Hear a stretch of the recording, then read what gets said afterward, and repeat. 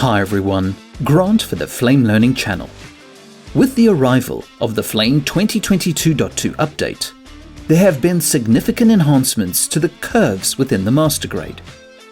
This includes a variety of new curve choices, as well as significant improvements to the overall usability of the curves. So we'll start off by looking at what curves are now available, how to interact with the curves, and finally, we'll talk briefly about another hue curve that keeps your adjustments technically accurate. In addition to the standard RGB curve and separate color curves, Flame 2022.2 introduces a brand new set of HSL curves that allow you to grade or perform look development based on the hue, saturation, or luminance of your image. These curves are easily accessible through the MasterGrade tools. So you could use a matchbox or image timeline effects via the effects environment, use the matchbox or image node in the batch compositing environment, or via a selective in the 3D Action Compositor. That should cover all areas you'll need when using curves for grading or VFX. In terms of curve choices, you have plenty to work with. You have the RGB and individual color curves, allowing you to remap the colors based on luminance. The hue versus hue, the hue versus saturation, and the hue versus luminance map out the image's hue on a flat curve, and you adjust those factors based on the hue of your image. You also have saturation versus saturation and luminance versus luminance on a sloped curve, and a flat curve for luminance versus saturation and saturation versus luminance. These are all different angles of approach for look development. Finally, there is another hue curve which is also hue versus hue. However, this is more technically accurate with the latest color sciences. More on that later. Now, in terms of internal processing, the curves are applied after the primary and tone controls. This is quite common in most grading toolsets. If you want to reverse that order for any reason, I would suggest using two MasterGrade shaders and adjust the curves in the first MasterGrade, followed by the primaries and tone in the second. As a tip, you can option click on any of the MasterGrade menu buttons to reset that grading tool. The curves are suited for all types of materials, and you would set up your image type in the Controls menu before making any adjustments. The curves can happily grade on HDR material. Using a 2-up view, you can monitor this by setting up your scopes to monitor the HDR output. The preset will show the nit and color values, but you can adjust the scope settings to match your requirements. As a great tip, if you don't have a physical HDR monitor to see the HDR output, you can still use an HDR viewing transform to check the HDRI signal on the scopes, and use an SDR viewing transform to monitor the image in your standard graphics or SDR broadcast monitor. You can set different viewing transforms on the scopes by turning off the sync options in the Scopes Preferences menu. When it comes to working with the curves, you can drive the controls with a pen and tablet, UI, keyboard shortcuts, as well as a tangent panel if that is your preference. And just like the other MasterGrade controls, the curve menu options follow the same rules and behaviors. For example, any adjustments are indicated with a blue LED on the button. Clicking the LED will disable or enable the effect of the curve. Or you could hold Option and click anywhere on the button to reset that particular curve.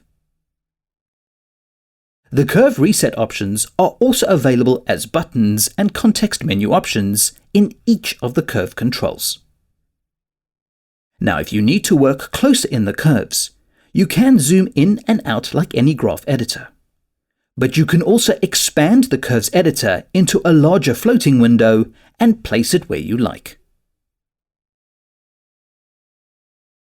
As you adjust a curve, the image will react accordingly to the adjustment. This is a good time to point out the amber line, which shows you the default shape of the curve, so you can see where you started and where you land up. You can freely adjust the control points in the editor, or hold Shift to constrain the points either vertically or horizontally. For even more accurate control, you can use the position sliders to adjust a point or a selection of points. Since this is a standard slider, you can control the speed with various keyboard shortcuts, such as space and option space. To reset any point, select it and control-click the sliders. This is different to resetting the selected curve or resetting all the curves using the buttons or contextual menu. Now, as you can see, each curve comes with a few points. You can add more points or even delete them as needed. Just use the pull-down menu or keyboard shortcuts to make the changes. When you want to work on a specific color, you can sample the color, or you can plot the color. Sampling involves choosing the color picker and sampling in the viewport. Sampling will only show where the color has been sampled on the curve, and you must manually add the points to adjust the curve. To work faster, you would plot the color instead. Click the plot button and sample the pixels you want to find on the curve. When you release the cursor, Flame will add a point on the curve. Please note that if you're super close to an existing point, you will use that point instead of creating a new one. Secondly, you will also get an additional point on each side of the plotted color. This helps you limit the color selection without having to manually create these points. So using the hue versus hue curve, I'll change the color of the underlay for the flooring. Now Plot has two modes. The default mode is Plot Front. This looks at the original ungraded plate. So even with any grading on the image, you will always pick the original color in the image. However, Plot Current View will sample and plot what you see in the viewport. This has some use cases, but for the most part, you'll probably use Plot Front. Now all the curves are standard across most applications. If you've used them before, they're pretty much the same and easy to use. However, one curve I'd like to draw your attention to is the hue curve. This technically accurate representation is a general-purpose grading tool that allows you to adjust the hue of an image, but prevents causing artifacts by not letting colors fold over themselves during a typical hue adjustment. Normally, with a flat hue versus hue curve, there is no limitation and it's easy to overcrank the hue, which creates artifacts and solarization effects. For VFX and grading, this may be what you want. However, you need to check very carefully that you're not breaking the colors throughout the shot.